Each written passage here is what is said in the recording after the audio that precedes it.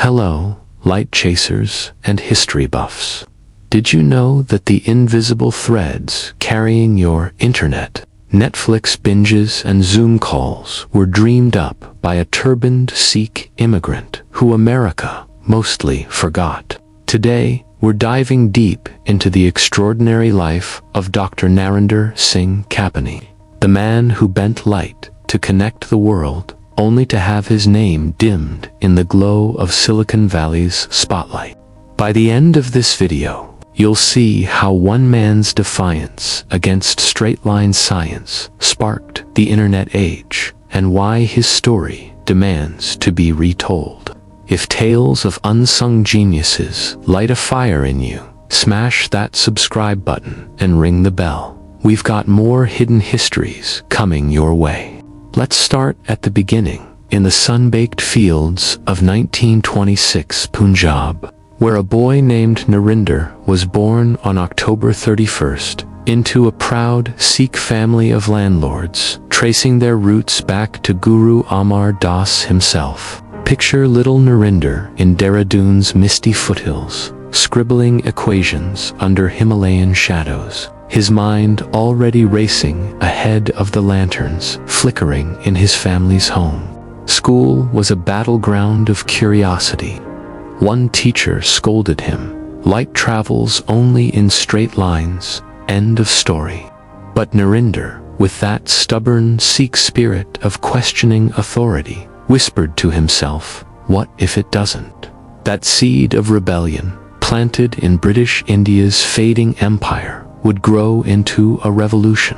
By his teens, he'd aced physics at Agra University.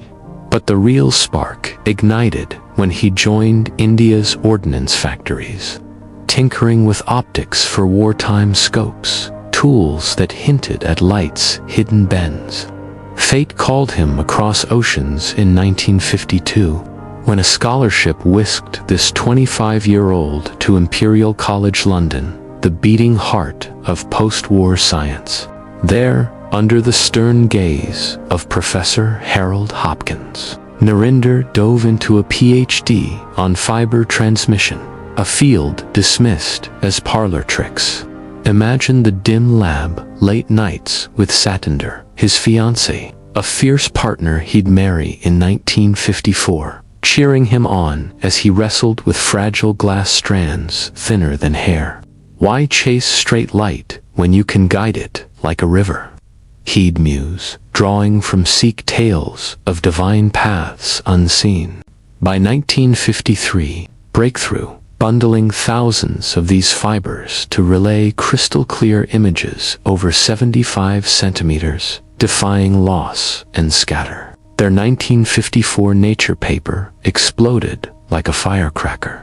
Low-loss transmission, cladding tricks borrowed from Dutch rival Bram van Heel. Suddenly, light wasn't a prisoner of lines. It danced through curves, whispering possibilities of scopes, peering into bodies or wires spanning seas.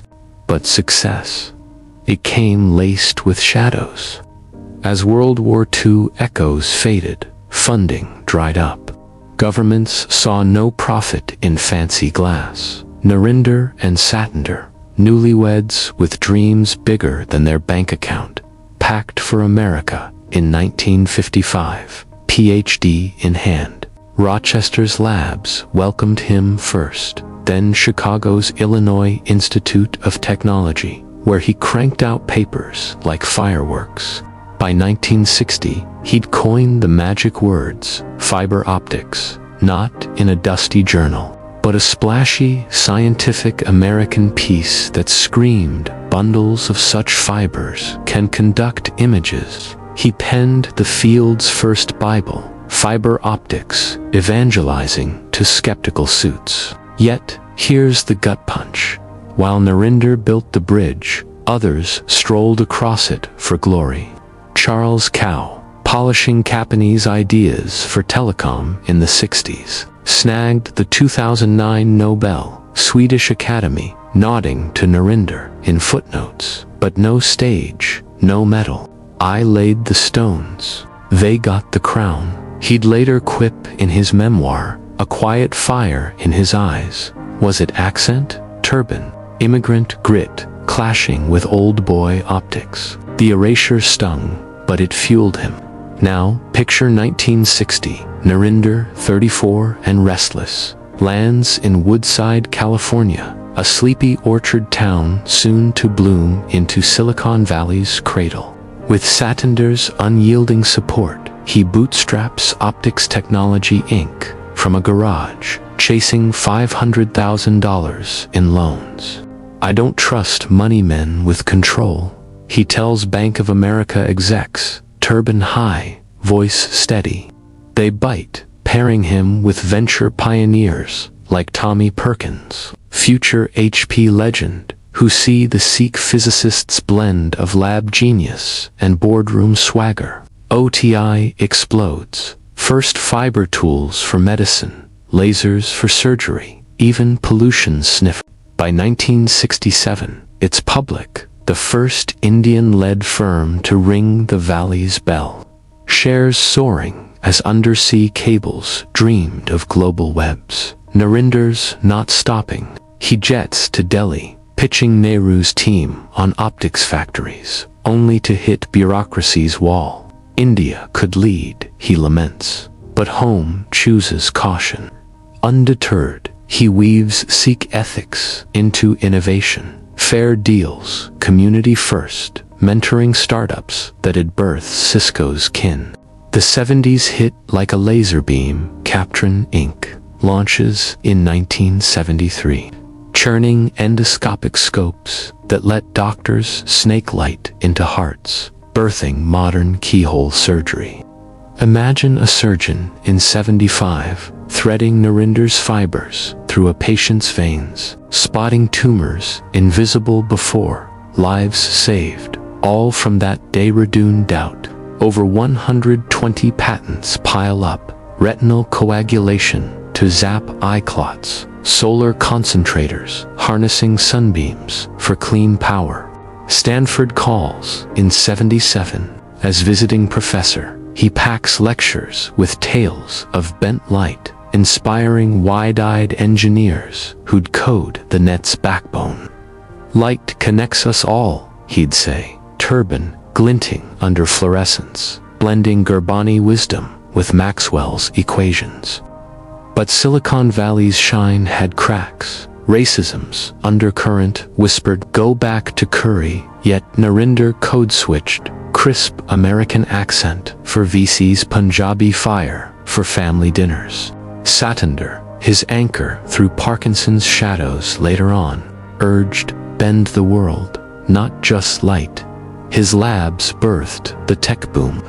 Undersea fibers linking continents by 80's end. Your email's ancestor, pulsing in glass veins, he forged. Venture capital, Narinder, helped invent it here, funding optics firms that dotted the valley like stars. He joined young presidents, rubbing elbows with Job Zero visionaries, always the Sikh trailblazer, first turbaned CEO, taking public, proving brown hands could wire the future. Emotional beats.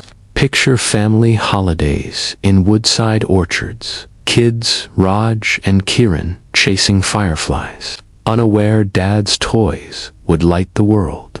Or 85, when a fiber demo wows NASA, mooncams evolved into Mars rovers, all tracing to his bundles. Lesser-known gem, pollution monitors from OTI, sniffing smog in 70s LA, seeding green tech before it was cool. Through it, Narender's faith grounded him. Seek Langer principles in boardrooms, equality in innovation. Wahaguru's light bends for all. He'd reflect, a subtle nod to the Guru Granth Sahib's harmony of science and soul. By decades close, his web touched billions. Yet textbooks credited white coats like Kao, erasing the turbaned architect. Why? Immigration bias, or just history's selective lens? But the dimming, that's the heartbreaker, the mystery that still simmers. As 90s.com fever gripped the valley, Narinder sold Captrin to AMP for millions, becoming their global tech whisperer. Yet, in patent halls and Nobel nods, his name fades like signal in fog.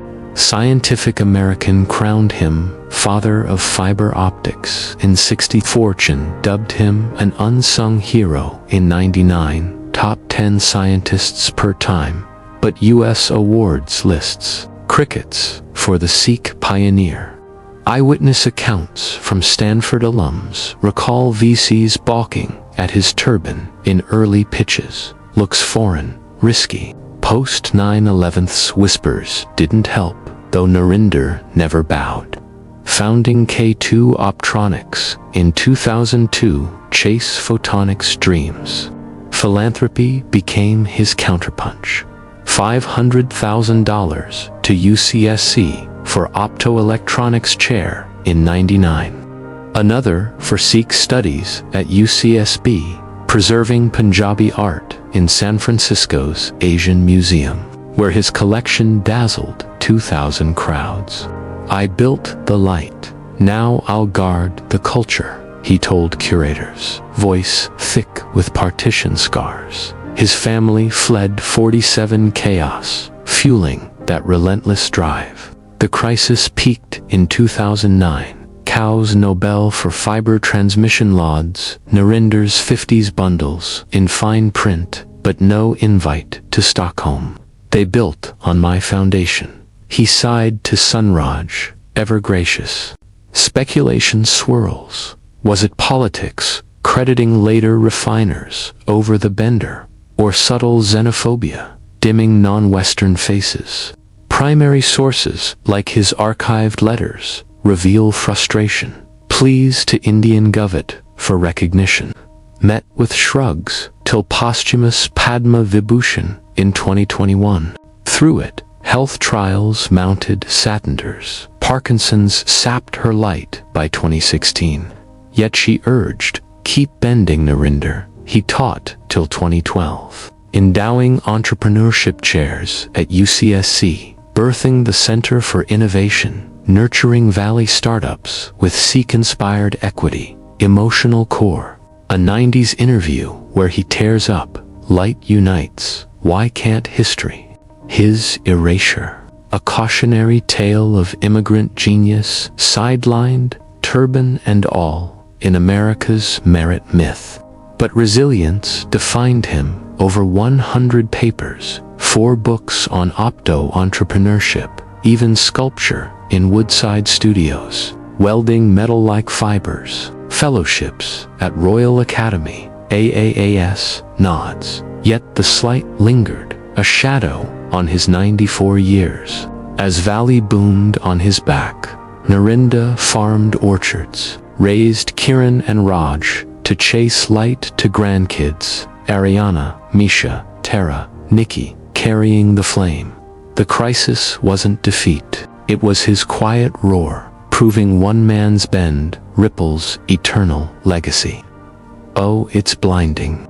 Narinder's fibers pulse in every smartphone, every surgery suite, every solar panel greening our skies. Over 99% of internet data rides his waves today. From moon landings to TikTok scrolls, his 53 bundle birthed it all, powering dollar trillions in telecom, saving millions via endoscopic eyes. Silicon Valley.